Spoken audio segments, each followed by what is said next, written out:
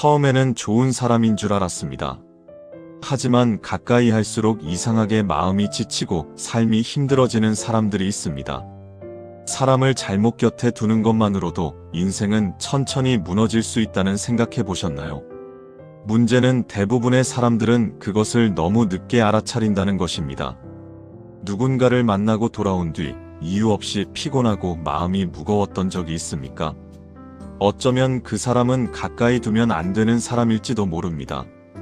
사람을 구하려다 함께 더 깊은 수렁으로 빠지게 되는 경우가 있습니다. 인생에서 가장 어려운 선택은 사람을 얻는 일이 아니라 때로는 누구를 멀리해야 하는지 아는 일입니다. 착한 사람처럼 보였는데 시간이 지날수록 나를 소모시키는 사람. 왜 가까이 할수록 삶이 힘들어지는 걸까요? 오늘은 가까이 두면 서서히 삶을 지치게 만드는 사람들에 대해 함께 살펴보려고 합니다. 가까이 두면 안 되는 사람. 그 말을 들으면 고개를 끄덕이면서도 막상 눈앞에 그런 사람이 나타나면 우리는 또 손을 내밉니다. 착한 사람일수록 더 그렇습니다. 외면하면 나쁜 사람 같고 도와주면 나만 소진됩니다. 그 사이 어딘가에서 인생이 새고 있다는 것을 깨닫는 날이 옵니다. 그런데 그날이 왔을 때 이미 너무 많은 것을 잃고 난 뒤일 때가 많습니다. 정약용은 유배지에서 수많은 사람을 보았습니다. 억울한 사람도 있었고 정말 도움이 필요한 사람도 있었습니다. 하지만 그는 한 가지를 뼈저리게 깨달은 것은 세상에는 도울수록 더 무너지는 사람이 있고 도울수록 당신까지 무너뜨리는 사람이 있다는 것을요. 많은 사람은 착한 사람이 되는 법만 배우고 누구를 경계해야 하는지는 배우지 못한 채 나이를 먹어갑니다. 그러다 결국 돈도 잃고 건강도 잃고 평온한 노후까지 잃습니다. 정약용의 삶을 통해 절대 깊이 엮여서는 안 될 위험한 사람들. 이 이야기는 남을 미워하라는 것이 아니라 당신의 인생을 지키라는 이야기입니다. 시작하기 전 구독과 좋아요 큰 힘이 됩니다. 감사합니다. 첫 번째는 죄책감을 이용하는 사람을 경계하십시오. 세상에서 가장 교묘한 감정 조종은 칼을 들지 않습니다. 눈물과 한숨과 너밖에 없다는 말 한마디로 이루어집니다. 나는 네가 없으면 아무것도 못해. 내가 그렇게 하면 나는 어떻게 살라고. 내가 이 꼴이 된 게 다 누구 때문인지 알지.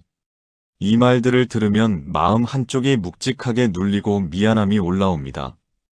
그리고 그 미안함 때문에 하지 않아야 할 일을 하게 됩니다. 이것이 바로 죄책감을 이용하는 사람의 기술입니다. 정약용은 목민심서에서 이런 관계의 구조를 꽤 뚫어보았습니다. 그는 감정으로 사람을 묶어두는 것이 얼마나 무서운 일인지 기록했습니다. 자신의 불행을 무기로 삼는 사람은 처음에는 불쌍해 보이지만 결국 주변 사람들을 피폐하게 만든다는 것이었습니다. 정약용 자신도 이 함정에서 완전히 자유롭지 못했습니다. 유배지에서 그는 가족들의 고통에 깊은 죄책감을 느꼈습니다. 아내와 자식들이 고생하는 것을 알면서도 아무것도 할 수 없다는 죄책감이 그를 오랫동안 짓눌렀습니다. 그런데 시간이 지나면서 그는 중요한 것을 발견합니다.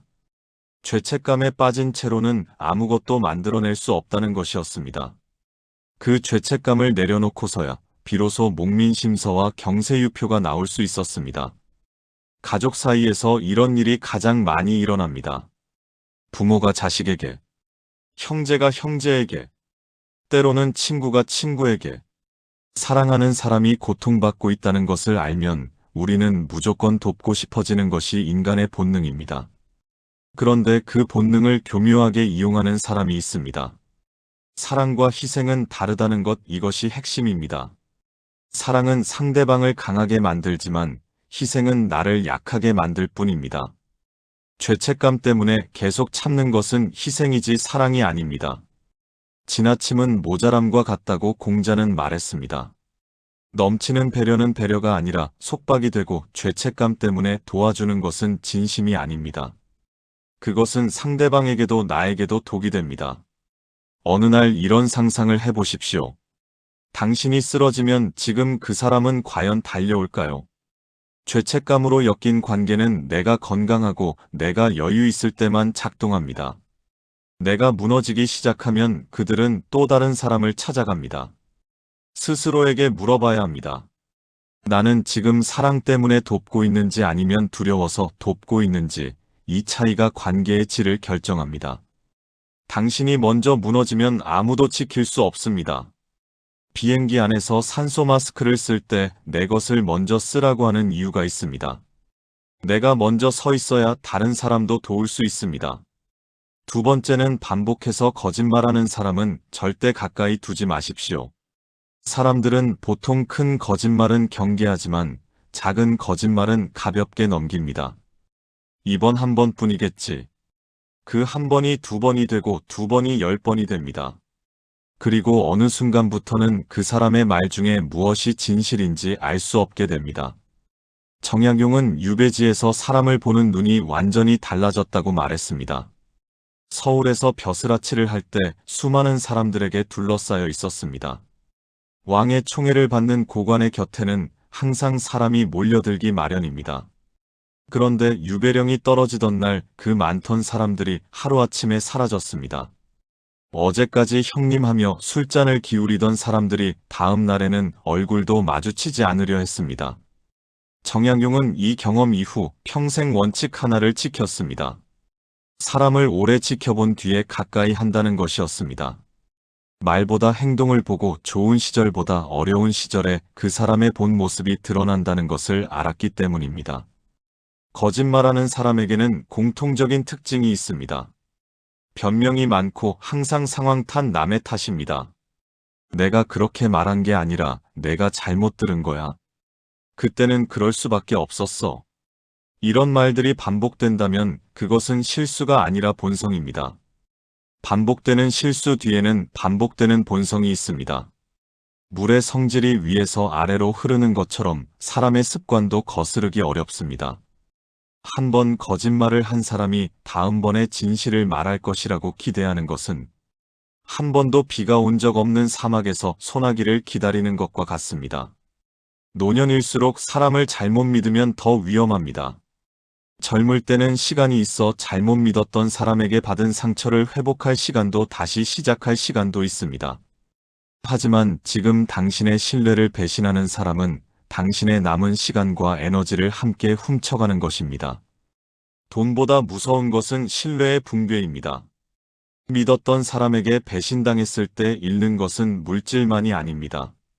사람을 믿는 마음 자체가 사라집니다. 그러면 진짜 좋은 사람이 다가왔을 때도 열지 못하게 됩니다. 거짓말하는 사람 한 명이 당신의 남은 인생의 인간관계 전체를 망가뜨릴 수 있습니다. 결국 인간관계는 안심이 되어야 오래갑니다. 편하게 잠들 수 있는 관계. 굳이 확인하지 않아도 되는 관계. 말하지 않아도 믿을 수 있는 관계. 그런 관계가 진짜입니다. 그리고 그런 관계를 지키기 위해서라도 거짓말하는 사람은 가까이 두어서는 안 됩니다. 세 번째는 늘 피해자인 척하는 사람을 조심하십시오. 세상 모든 일이 남 탓인 사람이 있습니다.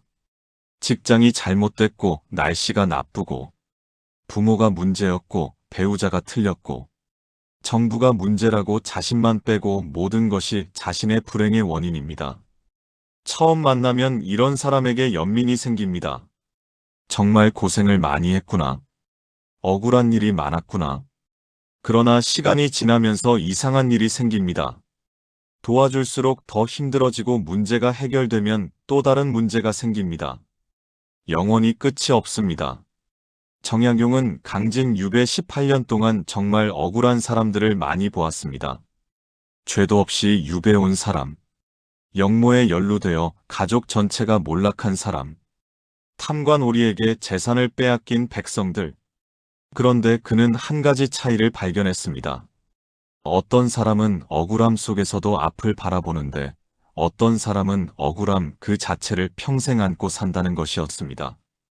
억울함에 중독된 사람은 주변을 소모시킵니다. 처음에는 위로해주고 싶은 그 마음은 진짜입니다.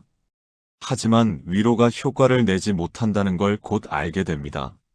아무리 공감해줘도 그 사람의 억울함은 줄어들지 않고 오히려 공감받을수록 더 깊이 파고듭니다. 그러면서 당신의 에너지가 당신의 시간이 마음이 소진됩니다. 이런 사람들의 심리 구조를 이해해야 합니다. 불행이 자신의 정체성이 된 사람들 피해자라는 위치에 있으면 책임질 필요가 없습니다. 내가 잘못된 게 아니라 세상이 나쁜 것입니다. 이 구조에서 빠져나오면 스스로 책임을 져야 하기 때문에 무의식 중에 그 구조를 유지하려 합니다. 군자는 자신에게서 원인을 찾는다고 공자는 말했습니다. 소인은 남에게서 원인을 찾는다고 군자와 소인의 차이는 신분이 아닙니다. 문제가 생겼을 때 어디를 바라보느냐의 차이입니다. 계속 들어주면 당신까지 우울해집니다. 이것은 과학적으로도 입증된 사실입니다. 부정적인 감정은 전염되며 매일 누군가의 불행 이야기를 듣고 있으면 어느 순간 당신 자신도 세상이 불공평하다는 생각에 물들어갑니다. 그것이 가장 큰 위험이며 피해의식은 공감이 아니라 의존을 만듭니다. 당신이 아무리 들어줘도 그 사람의 마음이 해결되지 않는 이유가 있습니다. 그것은 공감으로 해결되는 문제가 아니기 때문에 스스로 원인을 자신에게서 찾을 의지가 생겨야만 그때야 비로소 변화가 시작됩니다. 그 의지는 당신이 대신 만들어줄 수 없습니다. 성찰 없는 위로는 독이 됩니다. 위로가 공감이 되고 공감이 동조가 되면 그 사람은 자신이 피해자라는 믿음을 더 강하게 굳혀갑니다. 당신의 선한 의도가 결과적으로 그 사람의 성장을 막고 있을 수 있습니다. 내가 저 사람 인생까지 책임질 수는 없다는 거리감이 필요합니다. 이것은 냉정함이 아니라 명확함입니다. 나의 위로로는 해결되지 않는 것이 있다는 것을 솔직하게 인정하는 것입니다. 도와줄수록 더 약해지는 관계의 구조를 끊어야 할 때가 있습니다. 네 번째는 게으름을 습관처럼 사는 사람을 떠맡지 마십시오. 이 이야기는 단순히 부지런한 사람과 게으른 사람을 구분하는 것이 아니라 환경보다 더 무서운 것은 태도라는 이야기입니다. 늘 힘들다는 말을 달고 살지만 정작 무언가를 바꾸려 하지 않는 사람이 있습니다. 도와주면 감사하다 하고 시간이 지나면 똑같은 상황입니다. 어떤 상황에서도 자신의 자리에 머물러 있고 그 자리가 불편해도 불만이 있어도 스스로 움직이지 않습니다. 정약용이야말로 이 문제를 가장 직접적으로 보여준 사람입니다. 그는 1801년 신유박해로 강진에 유배되었습니다. 한겨울에 도착한 유배지에 처음에는 주막에 작은 방 하나를 얻어 살았습니다. 죄인이었고 가족과 단절되었고 재산도 지위도 모두 박탈당했습니다. 그렇게 무너진 상황에서 그는 다음 날 무엇을 했을까요? 책을 펼쳐쳤고 제자를 받았으며 글을 쓰기 시작했습니다. 유배 초기에 이미 제자가 생겼습니다. 황상 이청 같은 제자들이 모여들었습니다. 그는 그 제자들을 가르치며 학문을 계속했습니다. 몸이 아프고 날씨가 나빠도 상황이 어려워도 그는 멈추지 않았습니다. 몸이 아니라 정신이 먼저 늙습니다.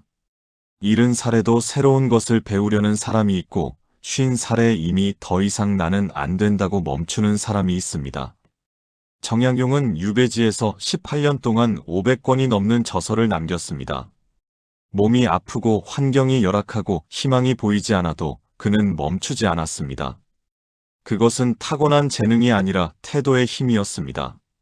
무기력은 전염된다는 것을 반드시 알아야 합니다. 의욕 없는 사람 곁에 오래 있으면 이상한 일이 생깁니다.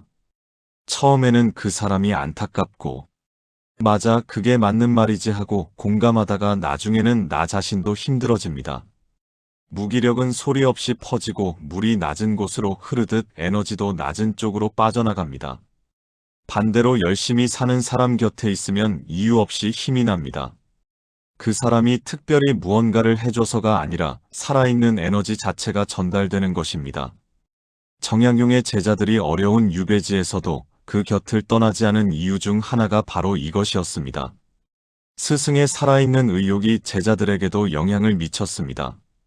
도와주는 것과 대신 살아주는 것은 다릅니다. 이 경계를 구분하지 못하면 관계가 망가집니다. 물고기를 잡아주는 것과 물고기 잡는 법을 가르치는 것에 차이가 있듯이 진짜 도움은 그 사람이 스스로 일어설 수 있도록 만드는 것입니다. 그런데 어떤 사람은 아무리 잡는 법을 가르쳐줘도 배우려 하지 않습니다. 그 사람을 위해 평생 물고기를 잡아줄 수는 없습니다. 불쌍함 때문에 맺은 관계의 결말은 보통 아름답지 않습니다. 처음에는 따뜻한 마음으로 시작했지만 그 따뜻함이 오래되면 당연함이 되고 당연함이 되면 감사함이 사라집니다.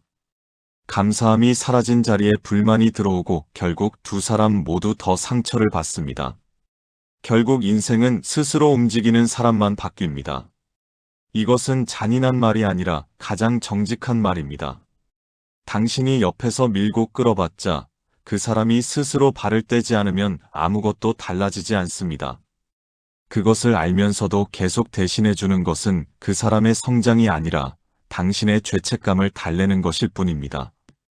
다섯 번째는 고마움을 모르는 사람에게 인생을 쓰지 마십시오. 처음에는 감사하다고 하지만 그런데 시간이 지나면서 달라집니다. 도움이 당연해지고 한번 도와주기 시작하면 그 다음이 기대됩니다. 그리고 기대가 충족되지 않으면 원망이 됩니다. 10번을 도와주다가 한 번 거절했을 때 돌아오는 것은 감사가 아니라 서운함입니다. 이 구조를 정약용은 인간관계의 가장 위험한 함정 중 하나로 보았습니다. 그는 제자들에게도 은혜에도 예가 필요하며 주는 사람도 받는 사람도 예를 지켜야 관계가 건강하게 유지된다고 말했습니다. 착한 사람일수록 쉽게 빠지는 함정이 거절을 못합니다. 안 된다는 말이 입에서 나오지 않습니다. 냉정한 사람처럼 보일까봐, 인색한 사람처럼 보일까봐. 그래서 계속 주다 보면 어느 순간 자신이 텅 비어 있음을 발견합니다. 왜 호의는 반복될수록 가벼워질까요? 이것은 인간의 심리입니다. 처음 받은 선물은 귀하게 여기지만 매번 선물을 받다 보면 선물 자체보다 이번엔 뭘 받나가 더 중요해집니다. 호의도 마찬가지입니다. 처음에는 고마웠던 것이 반복되면 당연해지고 당연해지면 권리가 됩니다. 너무 많이 베풀면 존중이 사라지고 역설적으로 들리지만 사실입니다. 물이 늘 넘쳐 흐르는 곳에서는 물의 귀함을 모르지만 사막에서 한 컵의 물은 목숨과 같습니다. 관계도 마찬가지입니다. 언제든 도움을 받을 수 있다는 것을 알면 그 도움의 가치는 점점 떨어집니다. 맹자는 지나친 사랑은 사람을 약하게 만든다고 말했습니다. 부모가 자식을 너무 애지중지 키우면 그 자식은 세상의 거친 바람을 견디지 못합니다. 연인이 한쪽에서만 너무 많이 주면 받는 쪽은 당연하게 여기거나 오히려 부담스러워 떠납니다. 친구 사이도 다르지 않습니다. 일방적으로 주기만 하는 관계는 결국 받는 사람의 자존감도 갉아먹습니다.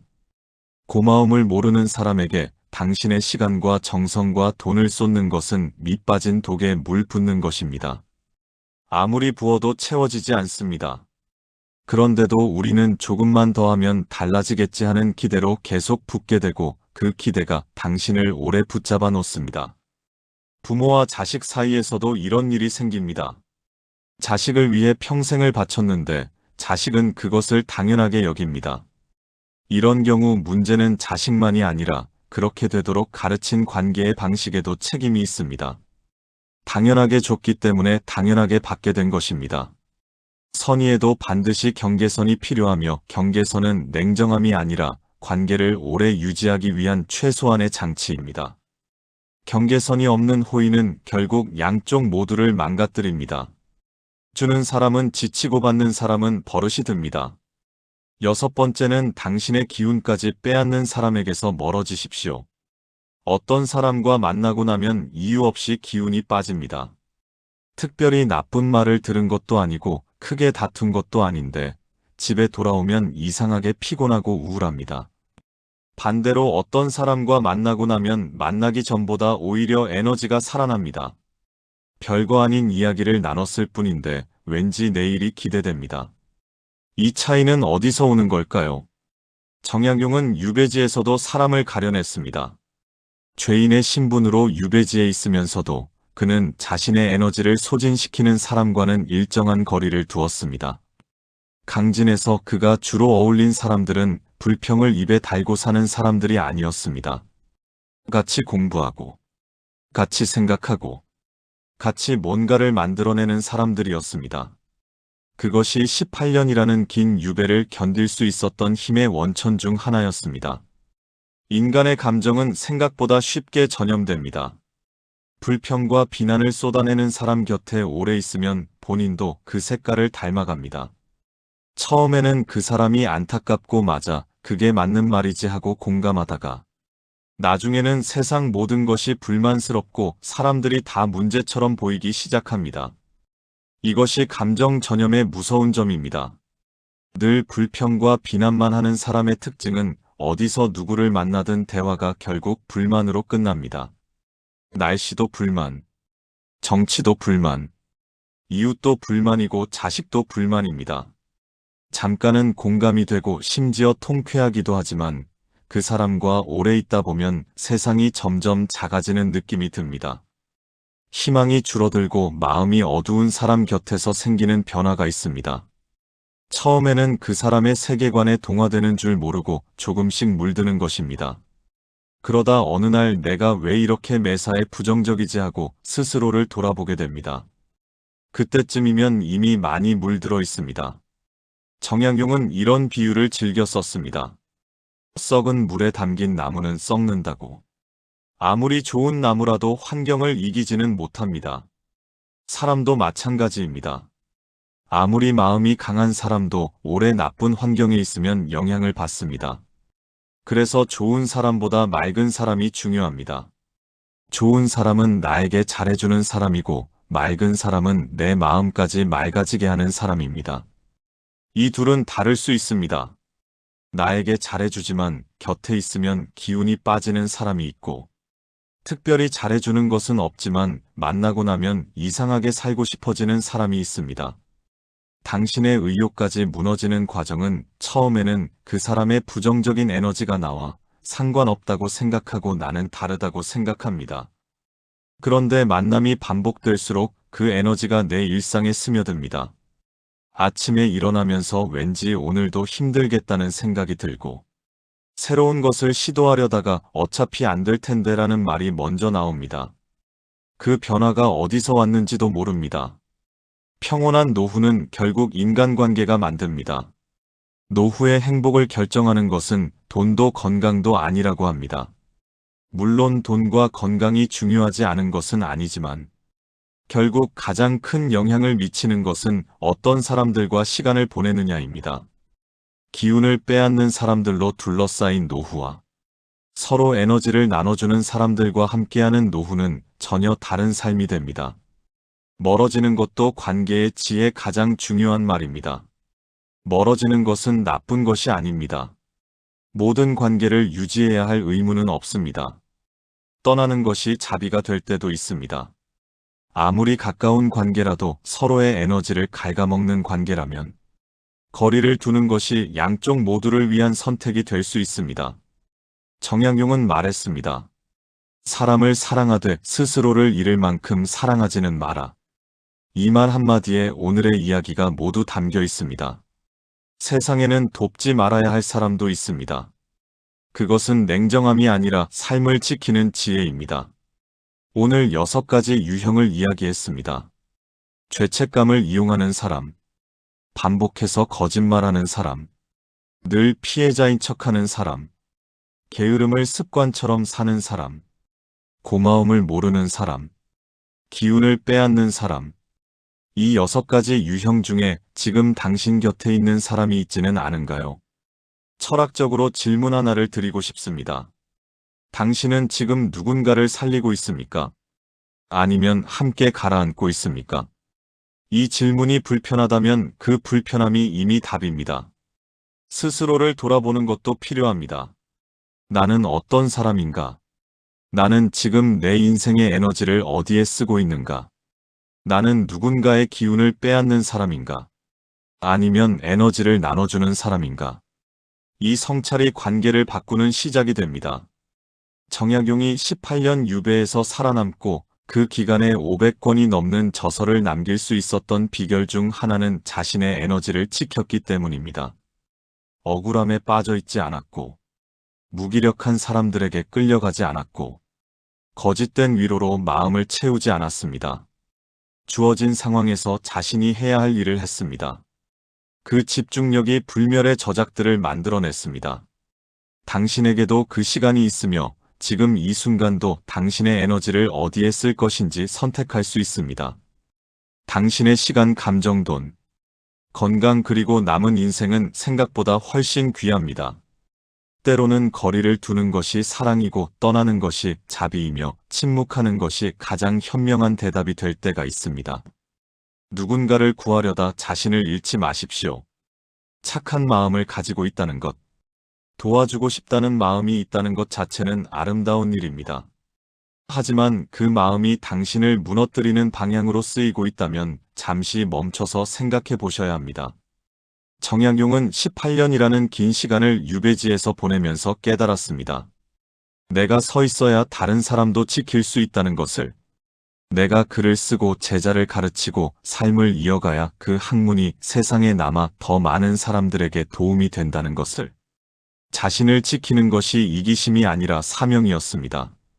여러분의 노후가 더 평온하고 당당하고 더 지혜롭기를 진심으로 바랍니다. 함께 해주셔서 감사합니다.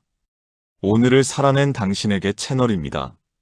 지나온 시간들을 되돌아보고 싶을 때, 앞으로 나아가는 길이 망설여질 때, 철학 속에서 위로, 공감, 용기를 함께 채워나가는 곳입니다. 구독과 좋아요 큰 힘이 됩니다. 감사합니다.